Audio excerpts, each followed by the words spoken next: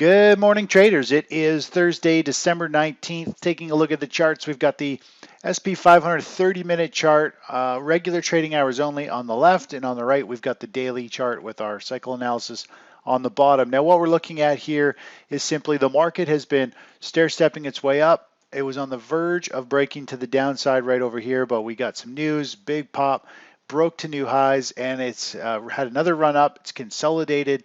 You can see this blue line here, the 5-day moving average.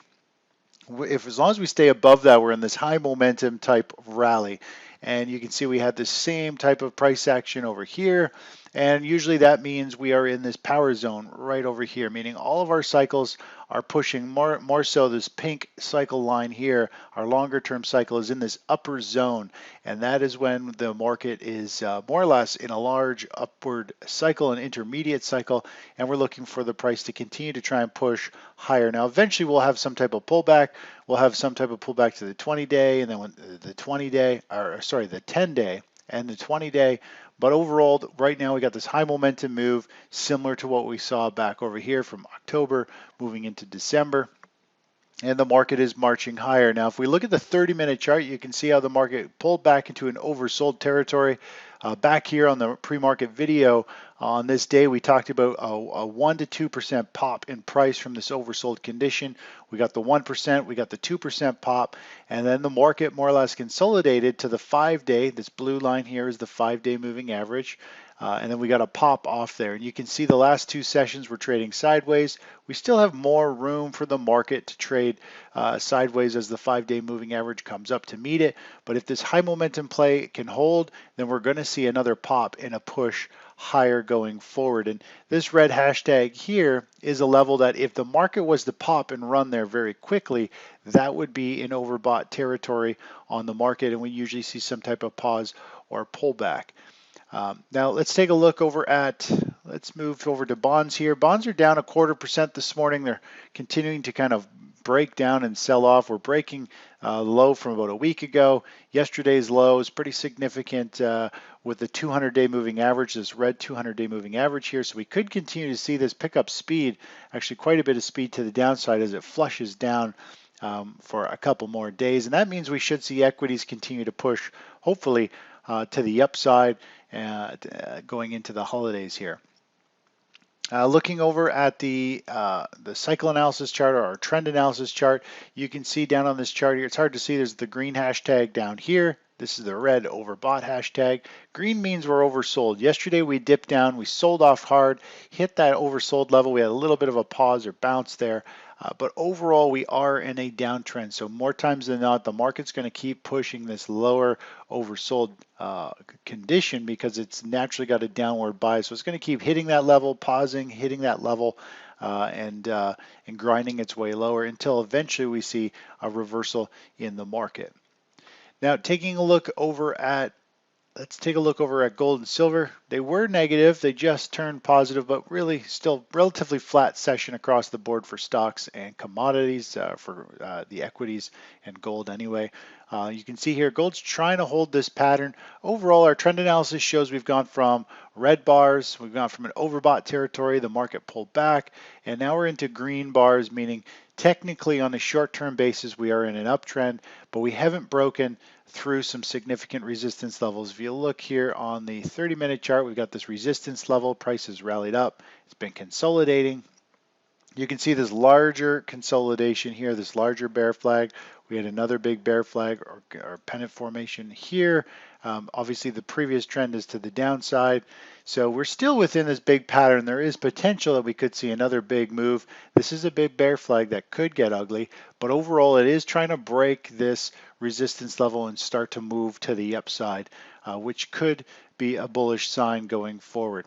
If we look over at silver, similar type of price action, sell-off, bear flag, sell-off, bear flag, and it's trying to break and move higher, but overall it's still clearly in a downtrend from the daily chart point of view. If you look at the 30-minute chart, you can see we've gone, zoom in a little bit more here, you can see we've just started in the last 3 trading sessions. We've gone orange and green, so it is trying to hold some ground. We're above the 5-day and the 20-day moving average, but overall, it's still struggling to get some footing and continue to move higher. If we look over at natural gas down was down over 2%. It's down about 1.75 now. Again, this type of pattern we're looking at, we're waiting for this bottom to unfold.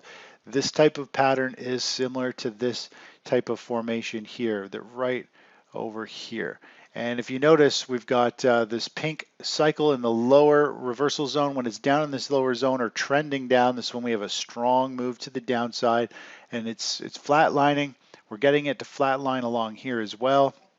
You can see we've had this volatility similar to this previous one, and we got our first kind of pop in our short-term cycle to the upside, and it's pulling back down to where it's getting into a lower reversal zone. So we're very close to potentially starting to see this bounce up and build some base here before we see maybe an explosive move back up into the mid twos and potentially continue to go much higher into the $3 range. But again, we've been talking about this since back over here, that we're letting a bottom unfold, and it could take a month or so, several weeks, for this to continue. And it has. We're looking at 1, 2, 3. We're looking at least a 4-week base, maybe even longer, before it starts to reverse and break to the upside. Looking over at crude, down 0.25%. It has similar characteristics as the SP 500 in terms of its cycles. It's in this upper power zone. It continues to muscle up, muscle higher. We're above the 5-day moving average. It's continuing to rally, consolidate. The next key resistance area is this around this 62, which is a fairly significant level. This 60 level is what we've been talking about for a while. This 60 area is going to act as resistance. Overall, I think we could, based on this pattern, see an exhaustion gap up to or above the 62 level and see some type of sharp reversal back down.